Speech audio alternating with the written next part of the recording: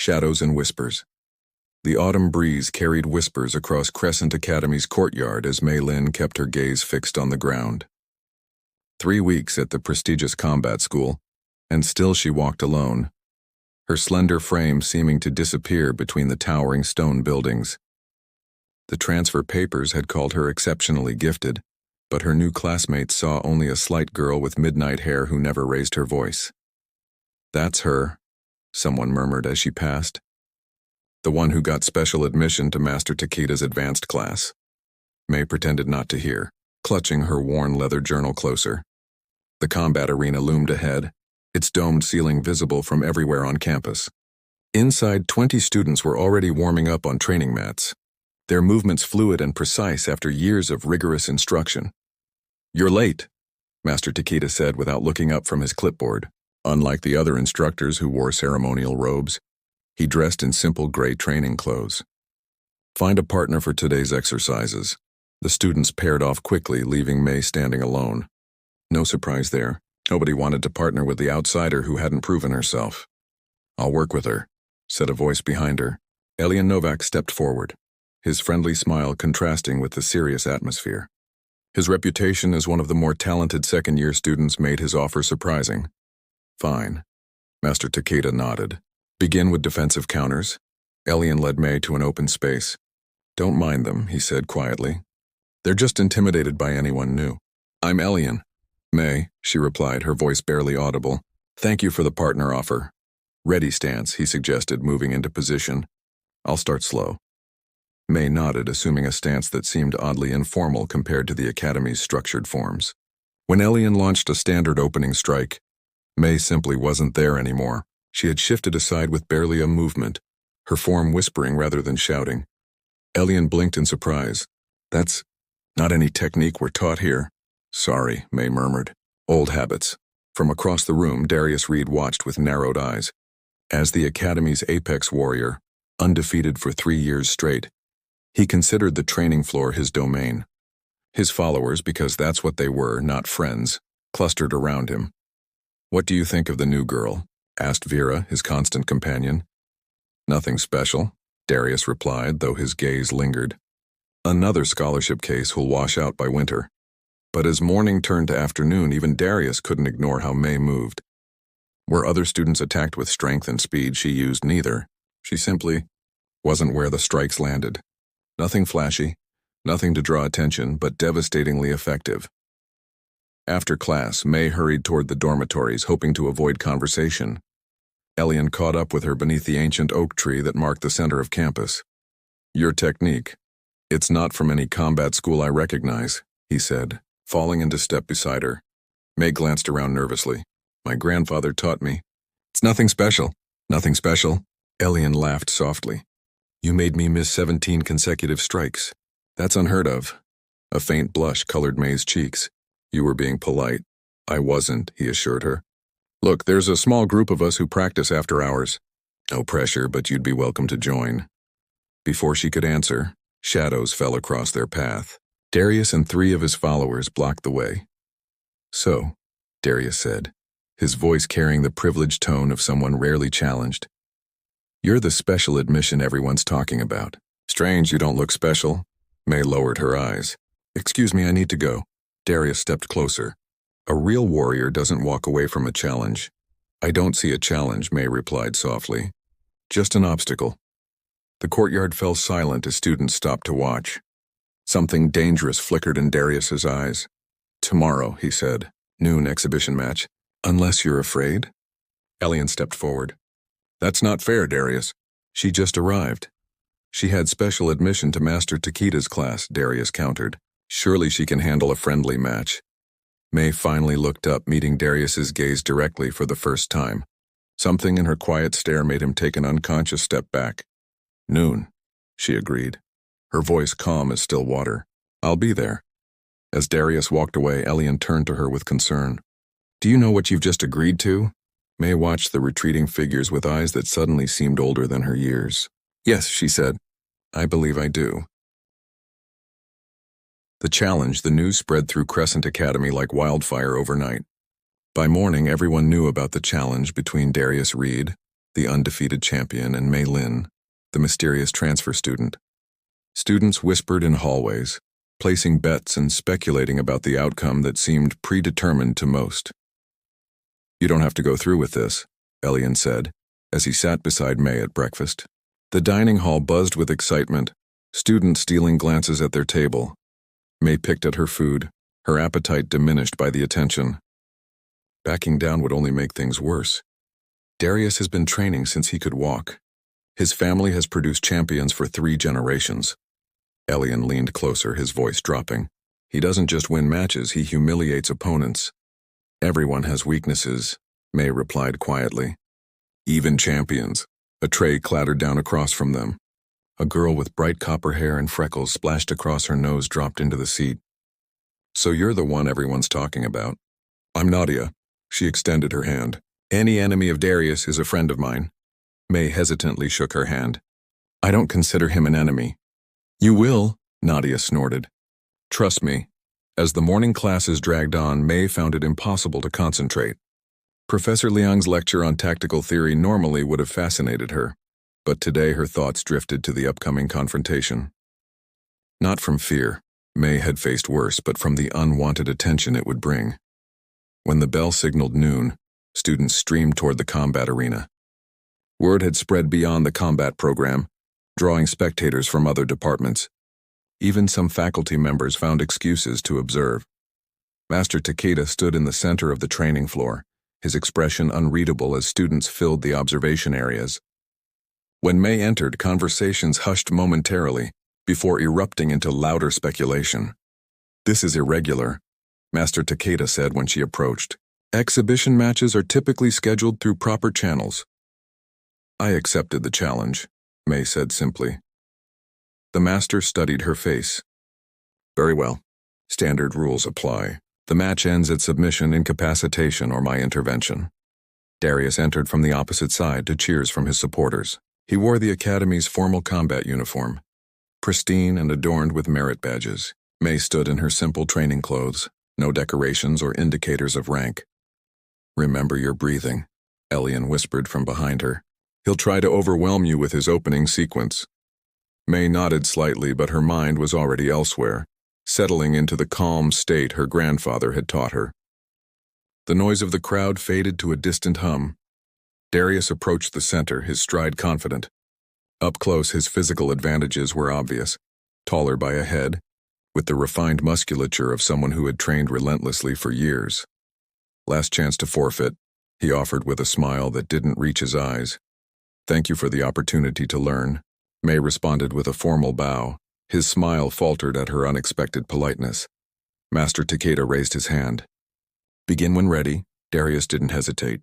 He launched forward with explosive speed, his opening combination a blur of strikes that had overwhelmed countless opponents. Students gasped at the ferocity of his attack against the smaller opponent.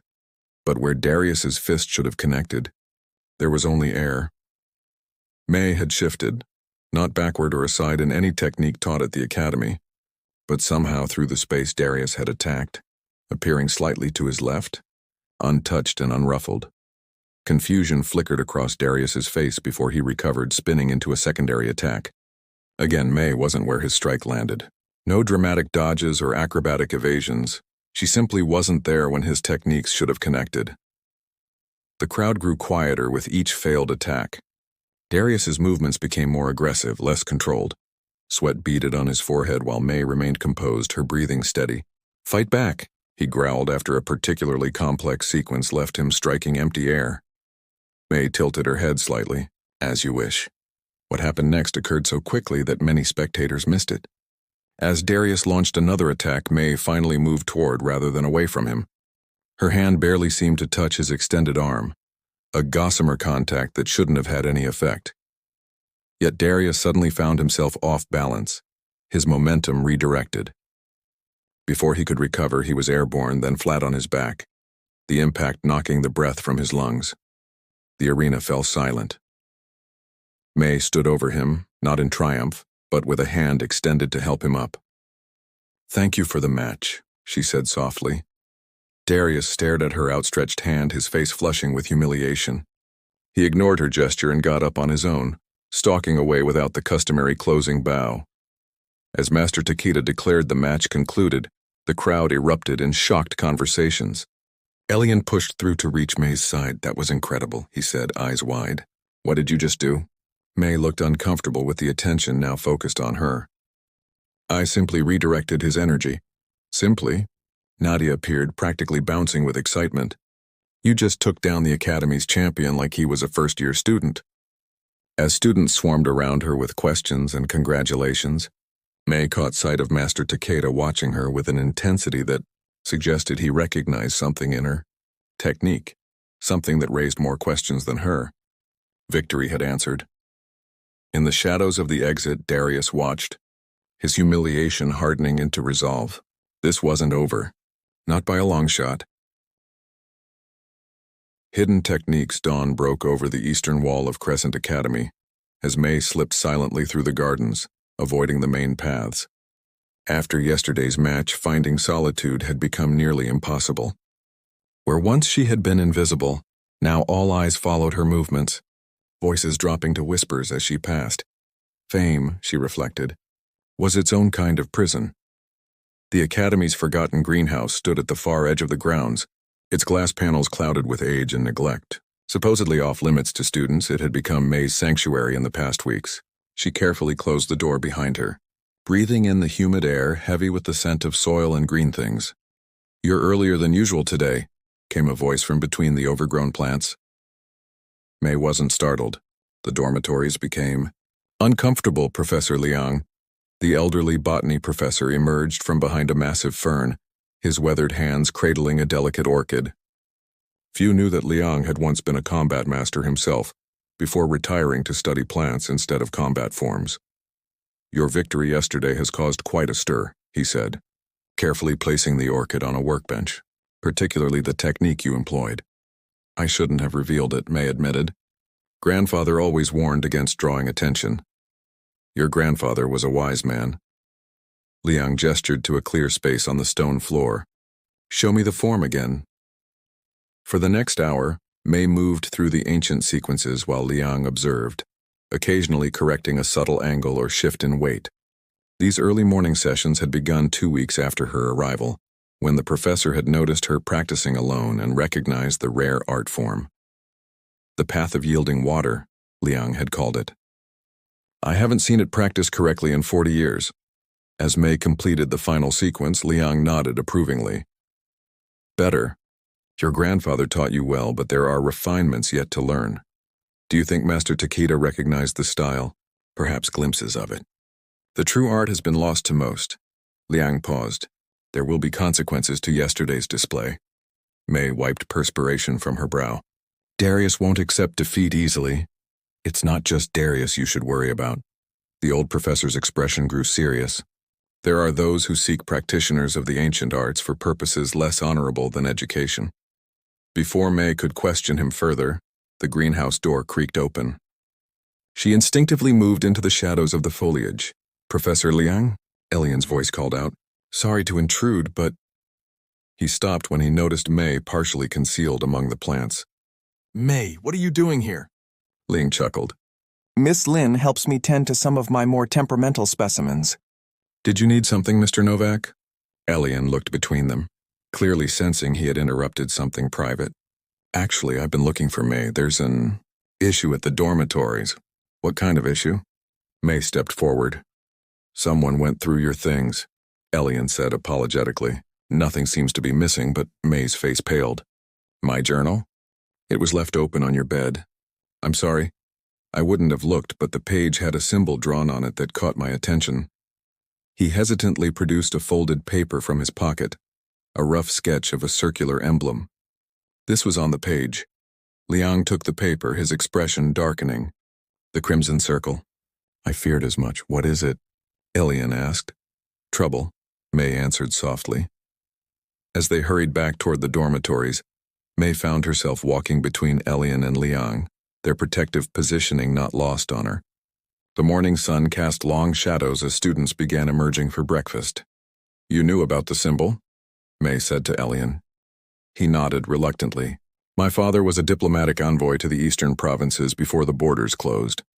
He documented regional power structures, including some less official ones. The Crimson Circle is more than less official, Liang muttered. They're collectors of ancient arts by any means necessary. Elian looked at May with new understanding. Your technique, it's not just rare, is it? My grandfather was the last master, she admitted. He fled when they came for him, taking me and his knowledge into hiding. After he died, I had nowhere else to go, so you came here, Elian concluded, where combat training wouldn't raise suspicion. They paused at the edge of the central courtyard. Students milled about, many still discussing yesterday's match. Among them, May spotted Darius deep in conversation with someone she didn't recognize, a visitor in formal attire rather than academy uniforms. The stranger looked up, meeting her gaze across the distance. A chill ran down May's spine at his calculated assessment. We need to report this to the headmaster, Liang decided. Not yet, May said, her voice strengthening with resolve. First, I need to understand what they want. Elian's hand found hers, a gesture of support that sent an unexpected warmth through her. Whatever you decide, you're not alone anymore. The simple statement struck her more powerfully than she expected. Since her grandfather's death, solitude had been her only constant companion. The feeling of Elian's fingers interlaced with hers offered something she had nearly forgotten existed: connection.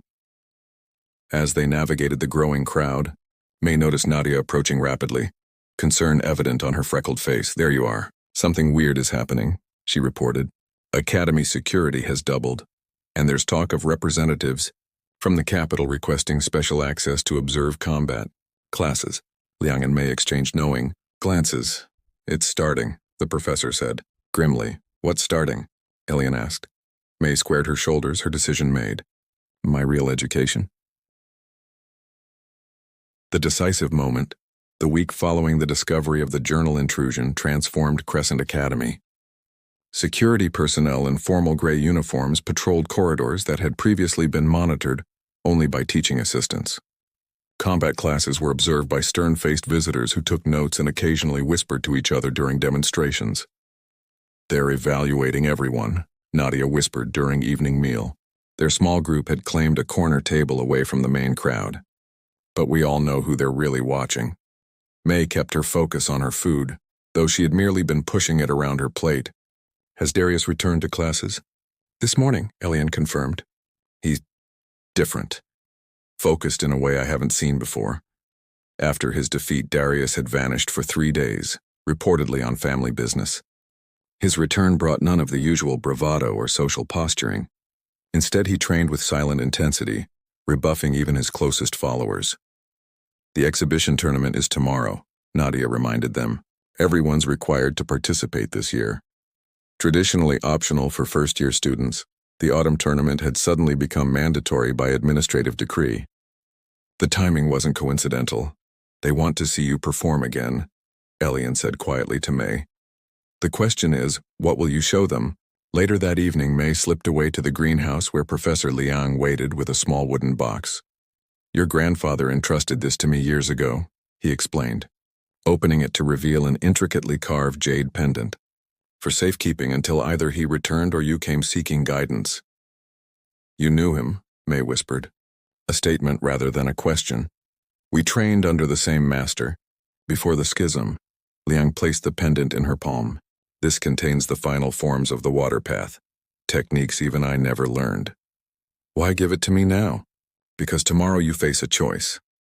Liang's weathered face was solemn. Hide your abilities and live in shadow, or demonstrate your mastery and face what comes. May closed her fingers around the cool stone. What would you do? An old man's choice is not a young woman's burden, he replied with a sad smile. But remember, water yields to find its own path forward. Dawn brought nervous energy to the academy. The tournament arena had been prepared with formal decorations, seating areas designated for visiting dignitaries. Students warmed up in preparation areas, tension evident in their movements. The brackets are posted, Elian reported, finding May in a quiet corner. You're in the 3rd division, first round against Vera, Darius's loyal companion. Not coincidental. And Darius, 1st division. If you both advance, you'll meet in the semifinals. May nodded. Again, not coincidental. The tournament began with ceremonial formalities. Headmaster Rosen gave an uncharacteristically elaborate welcome to the distinguished guests, including representatives from the Capital Defense Ministry and several private security consortiums. At the edge of the official delegation, May spotted the man she had seen speaking with Darius, impeccably dressed in crimson-accented formal wear, his eyes constantly scanning the assembled students. First division matches proceeded rapidly. Darius dispatched his opponents with clinical efficiency rather than his usual flair, advancing without expending unnecessary energy. When May's name was called for her first match, a hush fell over the arena. Vera waited at the center, her usual arrogant smirk replaced with determined focus. "I studied your movement patterns," Vera said as they took positions. "Your trick won't work twice," May didn't respond. The referee signaled the start and Vera immediately implemented her strategy. Short, probing attacks designed to limit May's evasion options rather than commit to combinations she could redirect. Smart, but insufficient. For this match, May chose to reveal nothing, relying on basic academy techniques with just enough skill to secure victory without exposing her true abilities. Vera fought well but ultimately submitted after May caught her in a standard immobilization hold. The disappointment from the observers was palpable. They had expected a repeat performance of the techniques that had defeated Darius. Through subsequent rounds, May continued this approach, advancing through the bracket with competent but unremarkable performances. The visiting dignitaries grew visibly restless. After defeating her quarterfinal opponent, May found Elian waiting in the preparation area. "Darius just advanced to the semifinals," he reported. "He's waiting for you." May nodded, untying and retying her hair. "And our visitor in crimson?" Spent the last match whispering urgently to the Defense Ministry representative. Elian hesitated. "May, whatever you're planning," she silenced him with a gentle touch to his cheek, her fingers cool against his skin. "Thank you for being my friend, Elian. Is that all I am?" he asked softly, covering her hand with his own. The question hung between them, filled with unspoken possibility. For a moment, the tournament and all its implications faded to background noise. "No," she admitted, "but I need to finish this before I can discover what else we might be." The semifinal match drew the largest crowd of the day. Darius entered first, his expression carved from stone. When May appeared, whispers rippled through the spectators, anticipation building. They faced each other at the center. Darius's eyes held none of his previous contempt, only calculated determination. "You've been holding back," he said quietly. "So have you," she replied. A slight nod acknowledged her insight. Something had changed in him since their first encounter. The referee backed away. "Begin." What followed stunned even those who had witnessed their first match. Darius attacked not with the Academy's traditional forms, but with something older, darker, techniques emphasizing devastating force over form. Each strike carried killing intent barely restrained by tournament rules. May recognized the style with a chill. The Crimson Circle's combat art focused on overwhelming force rather than harmony. Somehow, Darius had received training in the week since his defeat. She evaded his initial sequence, but the attacks came closer with each exchange. He had indeed studied her movements, predicting her evasion patterns. For 2 full minutes, May defended without counterattacking, letting Darius expend energy while she assessed his newly acquired skills. The audience watched in tense silence, sensing the dangerous undercurrent beneath what appeared to be merely an intense competition. In the observer section, the crimson-clad visitor leaned forward, eyes narrowed in concentration. "Enough," Darius growled after another missed combination. "Show me what you're truly capable of." May met his gaze. "Are you certain that's what you want?" "I want the truth," he replied, his voice carrying unexpected depth. In that moment, May made her decision. Her hand touched the jade pendant concealed beneath her uniform, and she shifted her stance subtly, feet positioned in the first form of the final sequence her grandfather had taught, her water seeking its own path. Forward. What happened next would be described differently by everyone who witnessed it. Some claimed May moved with impossible speed. Others swore she barely moved at all. The truth lay somewhere between, a perfect harmony of movement that seemed to bend space rather than traverse it. Darius attacked with his most devastating combination, channeling the dark teachings he had recently embraced. His techniques cut through air with lethal precision, Yet May flowed around and threw his assault like water finding channels through stone. Her counterstrikes were almost gentle, fingertips rather than fists, redirecting rather than opposing. 3 touches. That was all it took. The first to his leading arm, numbing it instantly. The second to his advancing leg, unbalancing his foundation. The third to his chest directly over his heart, light as a butterfly's landing but carrying an impact that resonated through his entire body. Darius froze mid-movement, his expression shifting from determination to wonder. For 3 heartbeats they remained connected by that final touch, something unspoken passing between them. Then he dropped to his knees, not in submission, but in physical inability to remain standing.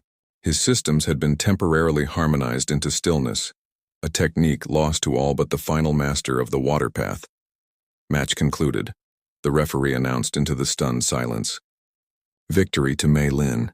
As medics rushed to attend to Darius, May turned toward the observer section, finding the crimson-clad visitor already on his feet, a triumphant smile spreading across his face. She had made her choice. Now she would face the consequences. Beyond victory, the final match of the tournament passed in a blur. May's opponent, a capable third-year student, surrendered after a brief exchange, recognizing the futility of continuing. The victory ceremony felt hollow. Medals and congratulations offered by Academy officials who now regarded her with a mixture of awe and apprehension. Throughout it all, the crimson-clad visitor watched from the shadows, his patience that of a predator confident in the inevitability of his hunt. Darius had been taken to the medical wing, conscious but unable to speak. Professor Liang assured worried officials that the condition was temporary, a disruption of energy pathways that would resolve within hours. As students dispersed after the ceremony, Headmaster Rosen approached May. "The Defense Ministry representatives have requested a private meeting with you tomorrow morning," he informed her, voice carefully neutral. "I've taken the liberty of arranging it in my office." "Thank you, Headmaster." "Miss Lin." He hesitated. "Whatever opportunities are presented to you, remember that choices define us more than abilities." She nodded, understanding the concern beneath his formal demeanor. Night fell over the academy, bringing with it a restless quiet. May sat alone on the roof of the dormitory, watching stars emerge above the ancient campus. Footsteps on the access stairs announced a visitor. "I thought I might find you here," Elian said, settling beside her. "Nadia's organizing an unauthorized celebration in your honor, but I figured that wasn't your style." May smiled faintly. "Not tonight." They sat in companionable silence for several minutes, shoulders barely touching. "What will you tell them tomorrow?" he finally asked. "The truth. Some of it, at least." She turned to face him. "The Defense Ministry wants to understand the technique. The Crimson Circle wants to control it. And what do you want?" The question caught her off guard. For so long, her focus had been on survival, on honoring her grandfather's legacy. Her own desires had remained unexamined. She searched for words. "I want to continue learning. To understand why these techniques were developed in the first place, not just how to use them, but their purpose. That sounds like a worthy path." Elian's hand found hers in the darkness. "There's something else I want," she added softly, turning toward him. Their kiss was gentle, tentative at first, then deepening with shared longing. His arms encircled her, and for the first time since arriving at the academy, May felt truly seen, not for her abilities or the legacy she carried, but for herself. When they finally separated, breathless and smiling, Elian pressed his forehead against hers. "I've wanted to do that since you first made me miss 17 strikes." She laughed quietly. "I noticed." A sound from the access door caused them to separate slightly. Nadia's copper hair appeared, followed by her grinning face.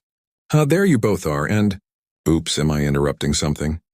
"Yes," Elian said. "No," May said simultaneously. Nadia laughed.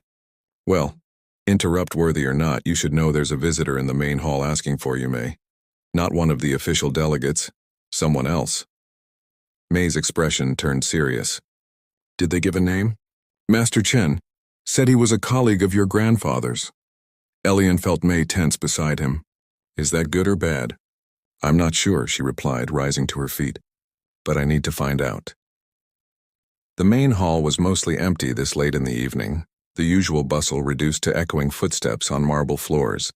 A slender man in traditional traveling clothes waited by the central fountain, his silver hair tied back in a simple queue. Despite his apparent age, he stood with the perfect posture of a lifelong practitioner. Master Chen, Mei greeted him with a formal bow. Mei Lin. His voice carried the same melodic accent as her grandfather's. You've grown strong. You knew me as a child? I helped your grandfather escape when the circle came for him. Chen's weathered face showed the weight of memories. We thought the water path would die with him. He made sure it wouldn't, Chen nodded. I witnessed your match today. The final form, the flowing river, was perfectly executed. Why have you come now? Mei asked directly. Because tomorrow they will offer you choices and you should understand what each path truly means. Chen glanced toward Elian and Nadia, who had maintained a respectful distance. Your friends should hear this too. At Mei's nod, they joined the conversation. The Defense Ministry will offer you a position of prestige, Chen explained.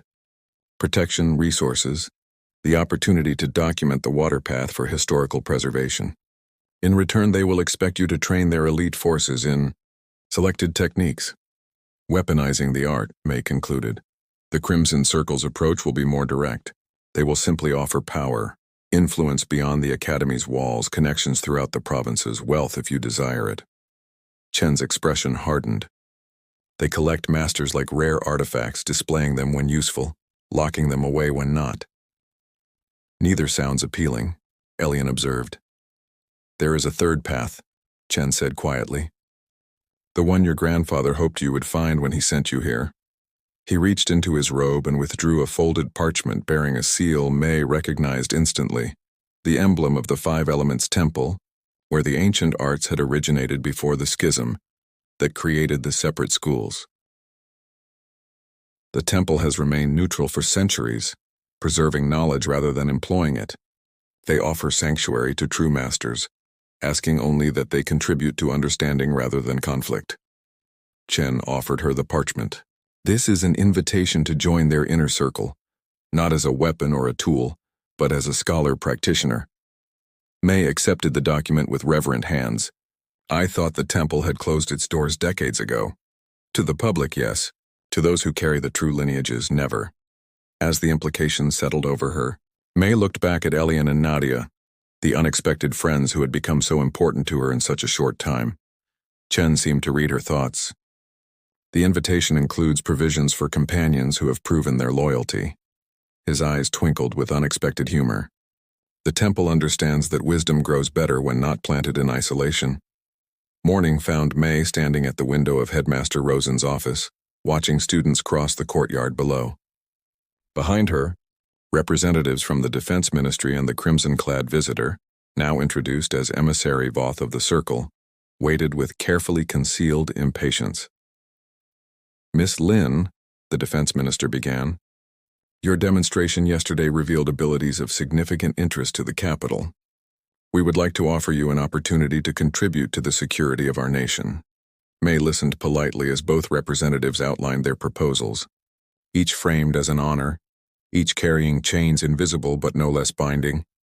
When they finished, Headmaster Rosen cleared his throat. Miss Lin has been an exceptional student during her time at the Academy. Whatever path she chooses, we will support her decision. All eyes turned to Mei. Thank you for your generous offers, she began.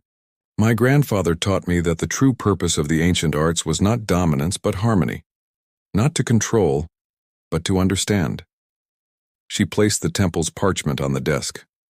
I've decided to continue my education elsewhere. The Defense Minister looked disappointed but unsurprised.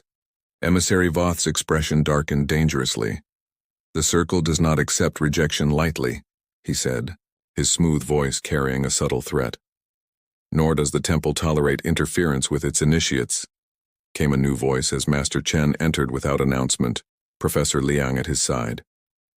A lesson the Circle has learned painfully in the past. The tension in the room crackled like static electricity before a storm. Headmaster Rosen broke the silence. I believe this concludes our meeting. Miss Lin's choice has been made. 3 days later, a small group gathered at the Academy's eastern gate.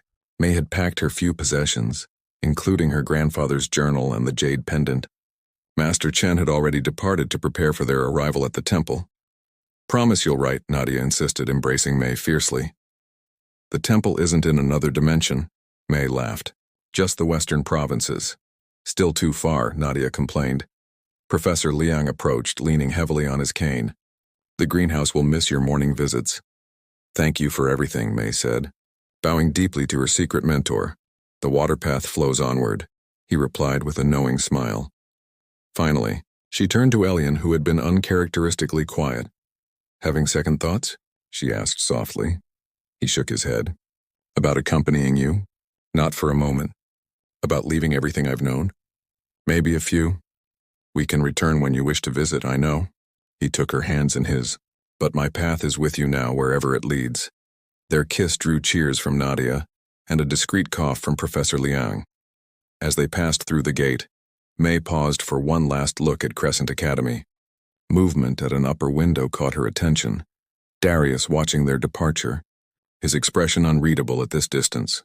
She raised a hand in farewell, acknowledging the opponent who had, paradoxically, helped her find her true path. After a moment's hesitation, he returned the gesture. Ready? Elian asked, their traveling bag slung over his shoulder. May nodded, turning away from the academy toward the road ahead. For the first time since her grandfather's death, she felt not just purpose but possibility. The quiet girl who had arrived at Crescent Academy's gates weeks ago had found her voice. Now it was time to discover what that voice would say to the world.